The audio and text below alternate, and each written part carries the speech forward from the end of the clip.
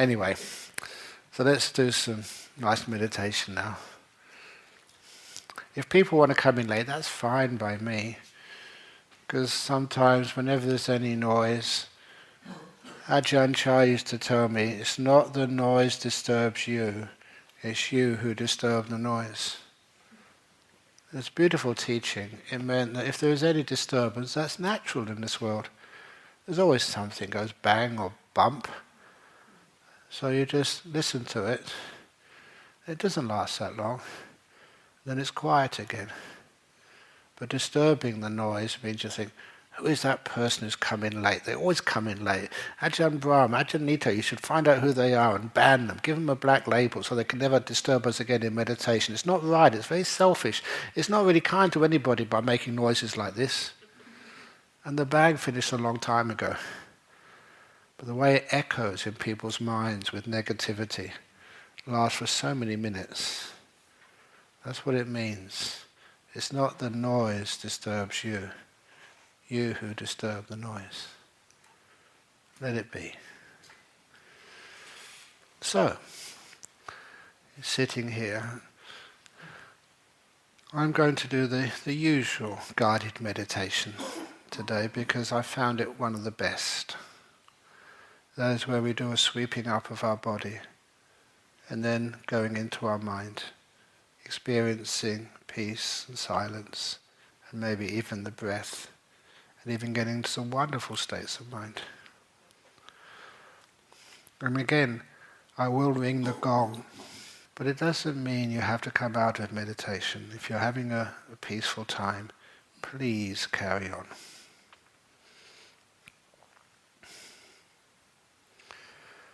So become aware of your body sitting here. How do you feel? Are you warm or cold? Are you comfortable? How are your legs? And if you're an old monk like me, your knees? How do you feel? So you try and adjust the body as best you can with the eyes closed.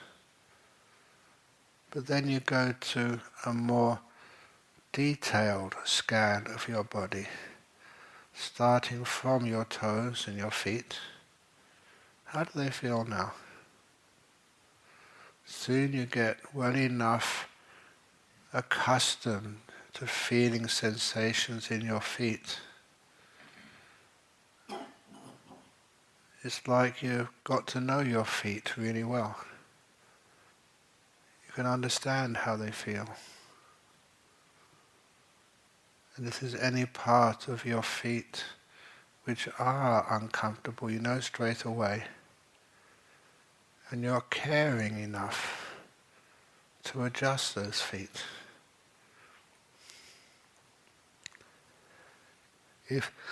If they're not uncomfortable, still you can give them a bit more kindness. As I said earlier, this is where you learn what kindness really is. You may think you know, but you're practicing and learning its qualities on your own body.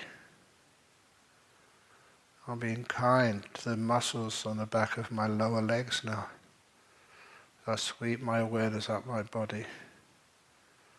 There's nothing much wrong with them, and nevertheless I'm going to give them some attention. When I do, I can feel them. I'm sensitive to the muscles in the back of my legs and relaxing them to the max.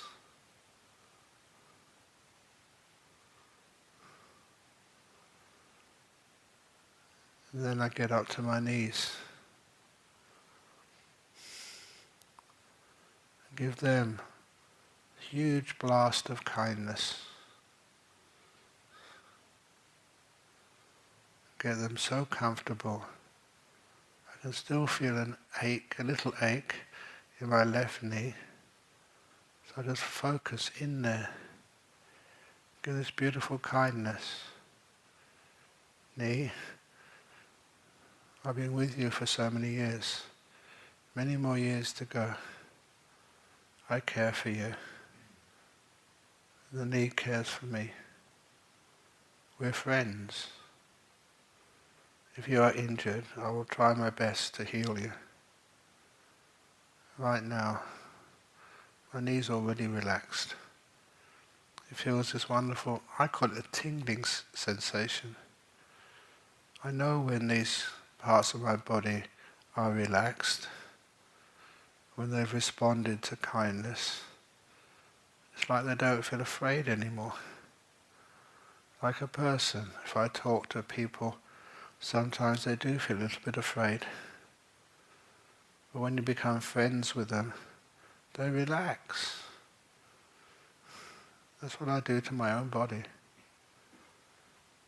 Befriend it and feel it relax. I am not going to mistreat it. And I feel the thighs of my legs. Do the same for them. You don't usually cause me any trouble, but nevertheless I should not ignore you. The quiet parts of my body I care for too.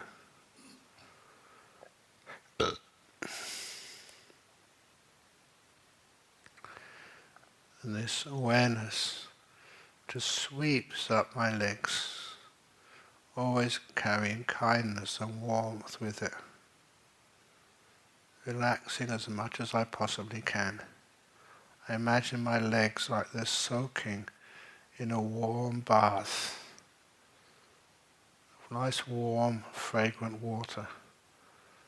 Legs, you deserve that.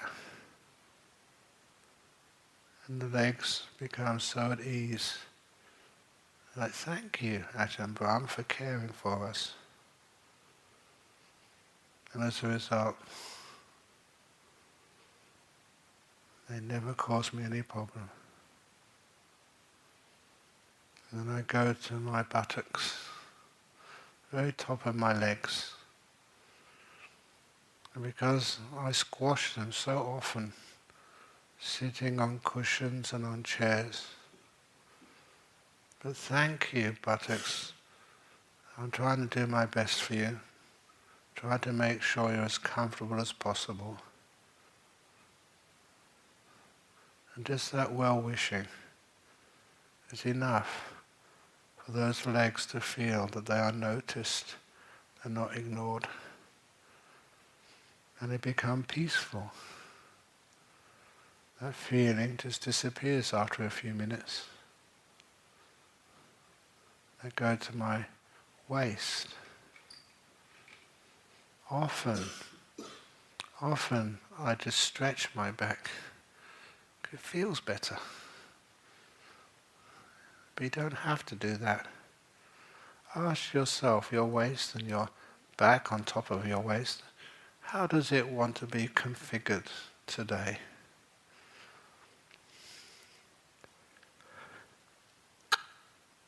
I'm sensitive to these different parts of my body. When I'm sensitive to them, I find out about what's most comfortable for them. And every time I meditate, I learn something more. I learn how to, today, to stretch my back. Actually, that feels really good. I've seen animals doing that in the forest. Even kangaroo putting their upper paws against a tree and stretching their back. It feels good. And then I relax my back. It's done so much heavy work, especially building monasteries. The back, I care for you. Are you content and happy? I'm not going to ignore you. I'm not going to take you for granted back. I feel my back, comfort it, get it into the best posture. We're going to work together on this meditation. When I start like that, the back gets into this beautiful position. It knows what to expect, I know what to expect, we work together. I go to the bottom of my torso and I just work upwards from the bottom. I don't really know where the colon is or where the intestines are. I just feel those organs or those parts of my body as I sweep the attention up. As if there is anywhere I feel some tightness or tension, I can feel that tightness and tension in the lower part of my intestines.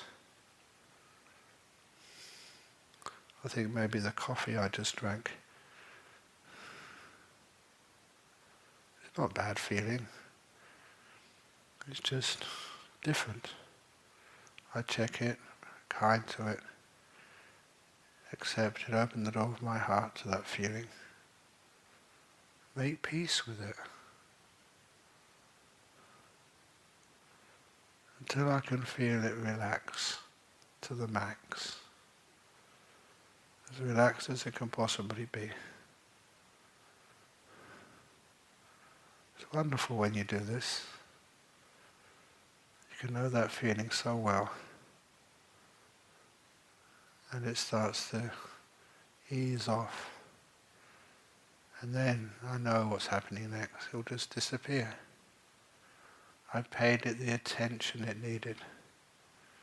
It does the rest of the work for me. I'm kind to my body. It means my body is kind to me. Then go up my torso, past my stomach, my lungs, my heart, things like livers and kidneys in my back. I don't know which one's which, but I feel if there's anything going on there. Give everything some kindness. I care for you, kidneys and liver. You work so hard for me, 24/7. Thank you. Gratitude is so close to kindness. When my attention gets to the top of my body, that's where I start to feel the shoulders, the shoulder muscles. And I don't know why, but they're always a little bit tense. So I learn how to feel them and then relax them. Not holding anything tight.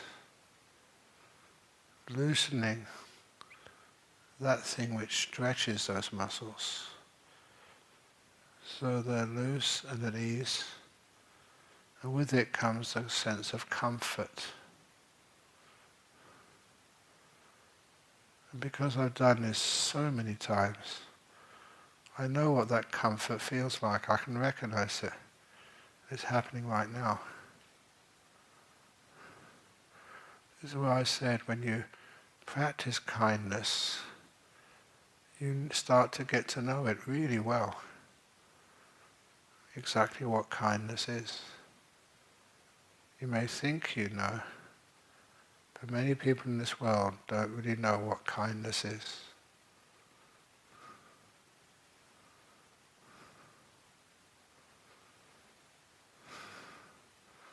And where your shoulders are at ease, I've had this beautiful soft massage by an expert shoulder masseur. Everything feels so loose. You go down your arms, the upper arms to the elbows, and the elbows, forearms, and to the wrists. If you've been doing any heavy work or had some injuries, your wrists may be aching. If so, give it as much kindness as you possibly can. Not trying to cure the stiffness, but caring for it. then you get to your fingers. Fingers, thumbs on the end of your hand. Ask them, do you need to be adjusted? People think I'm mad asking my fingers what they need to do. That is just a way of being aware of them, how they feel, and being kind.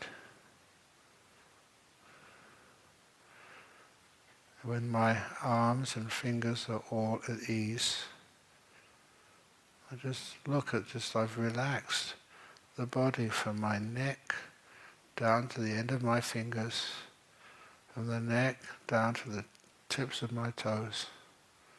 Just got the neck and head to relax now. And the neck I always relax by moving my head a little bit on top of the neck, finding the optimum position for my head so it doesn't create tension on the muscles of my neck. And then I become aware of the muscles in my face. And I learn how to relax every one of them, starting around my eyes.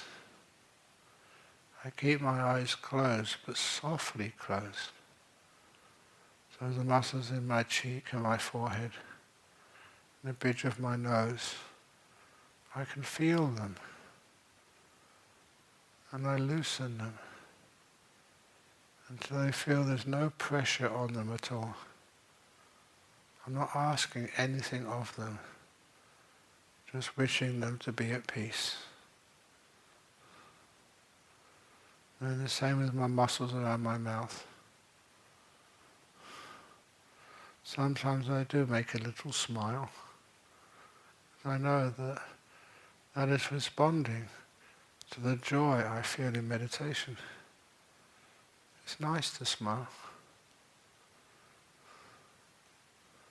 And I have this perfect posture. The whole body is at ease, is at peace, relaxed to the max.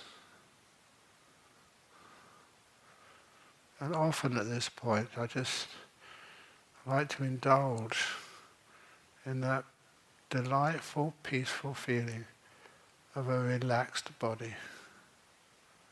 I know this must be good for my health,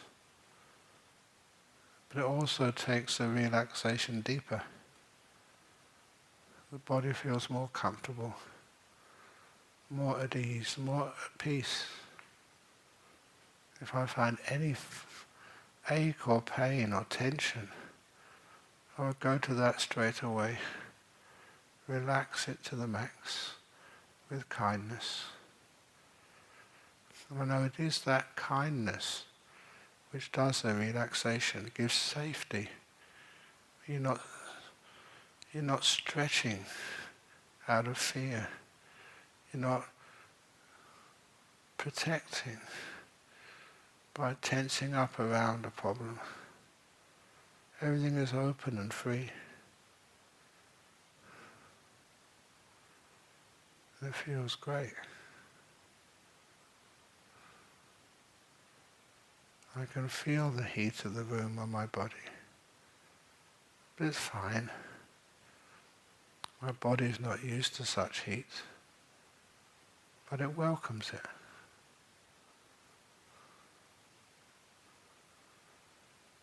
And then I go to my mind. How peaceful are you right now? Because my mind was not reacting, it's already quite peaceful. The thoughts are very weak.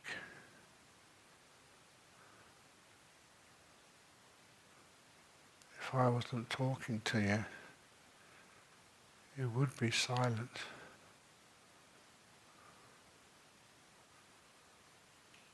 Can you feel peace? You know what it feels like? It's a wonderful friend to have. It's like it's always there for me. When I need to turn to it,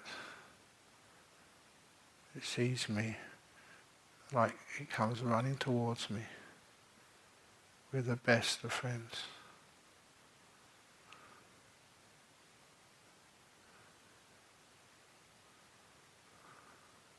I don't do anything. I just let peace embrace me.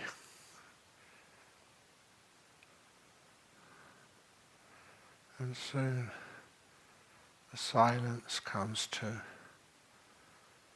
At this point, I'm sorry, I just have to be quiet. I'll ring the gong again at the end of the meditation.